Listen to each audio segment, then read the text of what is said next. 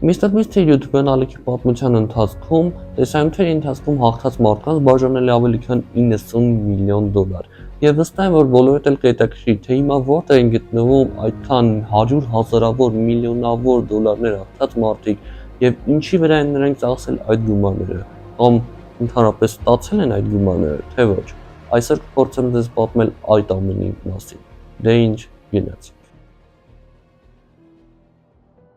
Մեր ցուցակի ամենաառաջին հաջողակը Ալեքսն է։ Տղան մասնակցել է մի տեսանյութում, որտեղ նա փակված էր մթերային խանութում եւ ամեն օրվա համար, որը նա կանցկացներ այդ մթերային խանութում, նա ստանում էր $10,000։ Նա նպատակ ուներ այնտեղ անցկացնել 100 օր եւ աշխատել $1 միլիոն։ Բայց Mr. Beast-ը չէր պատրաստվում այդպես հեշտությամբ նրան տալ $1 միլիոն։ Այդ պատճառով նա բարձրացրեց առաջադրանքը։ Ամեն օր այդ տղան պարտավոր էր խանութից հավաքել $10,000 արժողության մթերքներ տալ Mr. Beast-ին, որի դիմացն նա կտար իրեն $10,000։ Ինչպես ասեցի, տղան այնտեղ պլանավորել էր մնալ 100 օր, բայց ժամանակի ընթացքում նրա պլանները փոխվեցին, ինչն էլ շատ նպաստեց նրա ընտանիքի հետ հանդիպումը։ Եվ 45-րդ օրը նա արդեն որոշեց հանձնվել, վերցնելով $450,000։ Տեսանյութը հենց հայտնվեց YouTube-ում, որոշ ժամանակ անց Ալեքսը տեղադրեց մի տեսանյութ YouTube-ում, որտեղ նա ցույց էր տալիս, թե ինչի վրա է ծախսում իր հաղթած $450,000։ Նա եւ իր կինը վիդեոյի սկզբում գումարի փոքր մասերը ծախսում էին բարեգործության վրա, օրինակի համար անծանոթ մարդկանց բաժանում էին գումարներ, ինչ-որ նվերներ էին տալիս, նմանատիպ բաներ։ Իսկ հետո նա ասում է, որ ավելի քան $100,000 նա ծախսել է իր եւ իր կնոջ պարտքերը մարելու վրա։ Այնուհետև նրանք գնել են տուն $800,000 արժողությամբ, բայց հիպոթեկով, որի համար սկզբնական վճարել են $200,000։ Նրանց մնում էր մոտավորապես պլյուս-մինուս $150,000։ Եվ այդ պահին նա YouTube-ից կորավ եւ վերադառնալուն պես վերջերս հայտնեց, որ այդ $450,000-ից ոչ մի կոպեկ չի մնացել եւ նա ամբողջությամբ ծախսել է։ Ուրեմն իմացանք, որ Ալեքսը այսպես է վարվել իր $450,000-ի հետ։ Հիմա անցնենք հաջորդ մասնակցին։ Ուրեմն, երկրորդ մասնակիցը այս տարիքով մարդն է։ Եվ նրա դիմաց դրված առաջադրանքը հետևյալն է. ապրել այս կլոր շրջանակի մեջ գտնվող տան մեջ 100 օր եւ դուրս չգալ, որի դիմաց նա կստանար $500,000։ Առաջին հայացքից դա շատ հեշտ էր նրան թվում, քանի որ տան մեջ կար բոլոր հարմարանքները, բայց ինչպես գիտենք, Mr. Beast-ը ոչ մեկին հեշտ չի տալիս այդքան մեծ գումար։ Առաջադրանքի ընթացքում նրանք շատ բարդացրեցին այդ մարդու կյանքը, նույնիսկ կտրեցին նրա տունը երկու մասի, բայց ի վերջո նրան հաջողվեց անցկացնել 100 օր այդ տան մեջ։ $500,000 հաղթելուց հետո նա ի տարբերություն Ալեքսի YouTube-ով չզբաղվեց, բայց հայտնվում էր որոշ տեսանյութերով TikTok-ում։ Միայն հայտնի է, որ նա իր գումարից որոշ մասը ծախսել է տուն գնելու համար։ Իսկ հետո նրա սոցկայքերից մեկում հայտնի դարձավ, որ նա սկսել է աշխատել Mr. Beast-ի ալիքում։ Նա աշխատում է կադրի հետևում եւ ուշադիր է լինում, որ տեսանյութերը ընթանան իրենց նախատեսված ձևով։ Բայց վերջերս նա տեսանյութ հրապարակեց YouTube-ում, որում նա ասում էր, որ այլևս չի աշխատում Mr. Beast-ի ալիքում եւ ցանկանում է զբաղվել քաղաքականությամբ։ Նա որոշել է աշխատել Սպիտակ տանը։ Անցնում ենք առաջ։ Ուրեմն երրորդ մասնակիցը։ Ինչպես մենք գիտենք, ոչ բոլոր տեսանյութերում է, որ հաղթողները ընտրում են նվերը գումարով։ Օրինակ, հենց մեր երրորդ մասնակիցը այս տղան է։ Նա մասնակցել է հետևյալ տեսանյութում։ Եվ ով վերջինը ձեռքը հաներ արծաթե կոճակի վրայից, նրան Mr. Beast-ը նվիրելու էր $1 միլիոն հետևորդ։ Երկար չարչարանքներից հետո այս տղան հաղթում է։ Եվ Mr. Beast-ը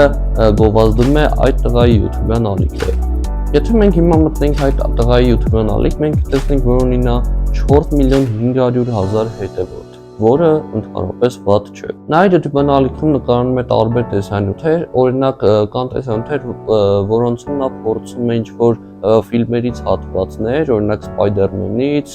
Superman-ից եւ նմանատիպ ֆիլմերից ինչ-որ հնարքներ։ Եվ կան տեսանյութեր, որտեղ նա փորձում է իրեն այնպիսի գրիմ անել, որպեսզի իր ընկերները չկարողանան գտնել իրեն։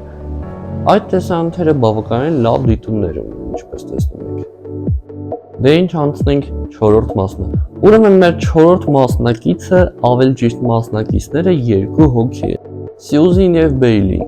Նրանք մասնակցել են հետևյալ տեսանյութում. անցկացրու 100 օր բունկերում եւ կստանաս $500,000։ Նրանք պետք է 100 օր անցկացնեին հողի տակ գտնվող բունկերում, որը նրանք դժվարությամբ բայց հաղթահարեցին։ Իսկ ահա 100-րդ օրը նրանց սպասվում էր ընտրություն։ Նրանք նստած էին համակարգիչների առաջ եւ իրար չէին տեսնում։ Միսթր Բիստը ասաց, որ նրանց դիմաց կա 2 կոճակ՝ վերցնել ամբողջը եւ վերցնել կեսը։ Եթե նրանցից երկուսն էլ սեղմ էին վերցնել ամբողջը, նրանք երկուսն էլ ոչինչ չէին ստանում։ Իսկ եթե մեկը սեղմ էր վերցնել ամբողջը, իսկ մյուսը կիսել, ապա ամբողջը ընտրողը կվերցներ ողջ գումարը։ Իսկ եթե երկուսն էլ ընտրեին կիսել ամբողջը, նրանք կստանային $250 եւ $250,000։ Բարեբախտաբար երկուսն էլ ընտրում են կիսել եւ նրանք հաղթում են հավասար չափի գումարներ։ Հաղթանակից հետո երկուսն էլ սկսում են վարել իրենց YouTube-յան ալիքը, որտեղ ցույց են տալիս, թե ինչպես են ծախսում գումարները։ Երկուսի ալիքներն էլ սկզբից շատ լավ հունով սկսում են շարժվել, բայց որոշ ժամանակ անց Բեյլին թողնում է իր YouTube-յան ալիքը, իսկ Սյուզին շարունակում է նույն հունով, քանի որ Սյուզիի դիտումները լավն էին, իսկ Բեյլինը ոչ։ Ինչքան էլ որ զարմանալի էր, Բեյլին թողնելով իր YouTube-յան ալիքը սկսեց նկարահանվել Սյուզիի ալիքում, եւ դա հետևորդներին ավելի դուր եկավ, քանի որ ըստ նրանք շատ գեղեցիկ զույգ են։ Եվ մինչ օրս էլ նրանք շարունակում են տեսանյութեր թողարկել միասին։